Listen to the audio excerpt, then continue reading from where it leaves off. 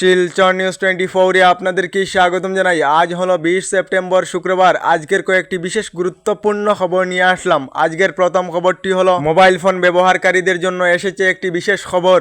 যে সকল লোকেরা স্মার্টফোন ব্যবহার করে থাকেন তাদের সকলদের স্মার্টফোনেতে জিমেইল আইডি রয়েছে।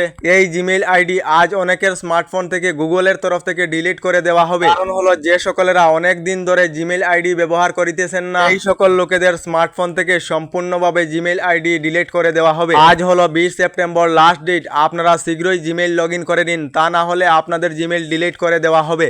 এদিকে গতকাল রাজ্য সরকারের অরুণোদয় 3 প্রকল্প আরম্ভ করা হয়েছে। বর্তমানে যে সকল মহিলারা অরুণোদয় আঁচনির টাকা প্রতি মাসে লাভ করিতেছেন, এই সকল মহিলাদেরকেও অরুণোদয় 3-তে আবেদন করিতে হবে বলে জানিয়েছেন রাজ্যের মুখ্যমন্ত্রী ডক্টর হিমন্ত বিশ্ব শর্মা। অর্থাৎ যে সকল মহিলারা অরুণোদয় 1 এবং অরুণোদয় 2 প্রকল্পে রয়েছে, তাদেরকেও নতুন করে অরুণোদয় 3 প্রকল্পে আবেদন করিতে হবে।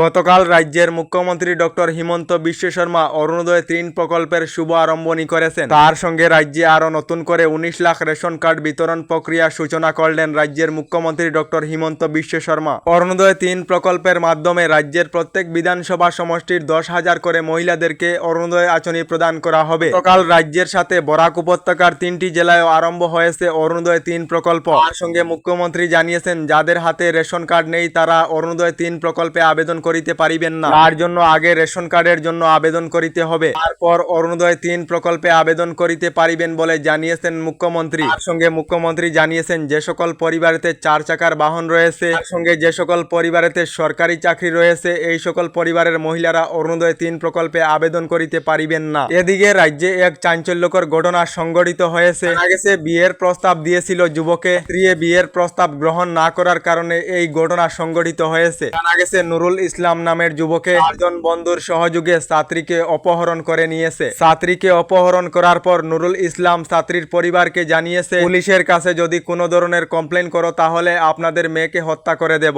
এই ঘটনা নিয়ে ছাত্রীর পরিবারের লোকেরা অনেক ভয়ে রয়েছেন। এই ঘটনাটি সংঘটিত হয়েছে রাজ্যের গড়ইমারির হাতিপাড়ায়। এ ধরনের ঘটনা রাজ্য সহ আমাদের দেশে অনেকই দেখা যায়, যার জন্য এ ধরনের অপরাধীর উপর প্রশাসনের কঠোর পদক্ষেপ নেওয়া উচিত। আপনাদের মতামত কমেন্টে নিশ্চয় জানাবেন। এদিকে রাজ্যে আবার আরম্ভ হয়েছে প্রশাসনের বুলডোজার অভিযান। করিমগঞ্জ প্রশাসনের তরফ থেকে উচ্ছেদ অভিযান আরম্ভ করা হয়েছে।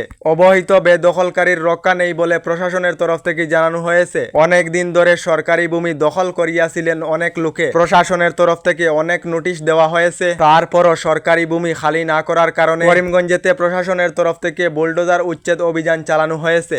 এদিকে কংগ্রেস ক্ষমতায় ফিরলে রাজ্যে বন্ধ করা হবে অরুণোদয় প্রকল্প। রাজ্যে আসবে নতুন লক্ষ্মী প্রকল্প। কংগ্রেস ক্ষমতায় ফিরলে রাজ্যে নতুন লক্ষ্মী প্রকল্প আরম্ভ করা হবে। এই নতুন প্রকল্পের অধীনে প্রতি মাসে 3,000 করে টাকা দেওয়া হবে, ঘোষণা আসাম প্রদেশ কংগ্রেসের সভাপতি ভূপেন বরার। এদিকে বরাক উপত্যকা সহ গোটা রাজ্যে প্রচন্ড গরমে লোকেদের মধ্যে হাহাকার পরিস্থিতি দেখা দিয়েছে। বরাক উপত্যকা সহ গোটা রাজ্যে প্রতিদিনই 30 থেকে 40 ডিগ্রি সেলসিয়াস গরম রয়েছে। আবহাওয়া বিজ্ঞান কেন্দ্রের তরফ থেকে জানানো হয়েছে আগামী 2 দিন পর্যন্ত রাজ্যে গরম অব্যাহত থাকিবে। এদিকে বিজনেস লোন অথবা পার্সোনাল লোনের জন্য আবেদন করিতে চান, ভিডিওর স্ক্রিনে নাম্বার দেওয়া রয়েছে, আপনারা যোগাযোগ করিতে পারিবেন। এদিকে দেশের গৃহমন্ত্রী অমিত শাহ জানিয়েছেন শীঘ্রই দেশেতে লাগু করা হবে ওয়াকফ সংশোধনী বিল। ওয়াকফ সংশোধনী বিল নিয়ে 19-20 সেপ্টেম্বরেতে সংসদে বৈঠক করা হবে এবং জেপিসি অর্থাৎ জয়েন্ট কমিউনিটি পার্লামেন্টের তরফ থেকে দেশের লোকেদের কাছ থেকে রায় প্রাপ্ত করা হবে বলে জানিয়েছেন গৃহমন্ত্রী অমিত শাহ। আমাদের ডেইলি খবরগুলি ভালো লাগিলে আমাদের ভিডিওতে লাইক দিয়ে চ্যানেলটিকে সাবস্ক্রাইব করে নেবেন।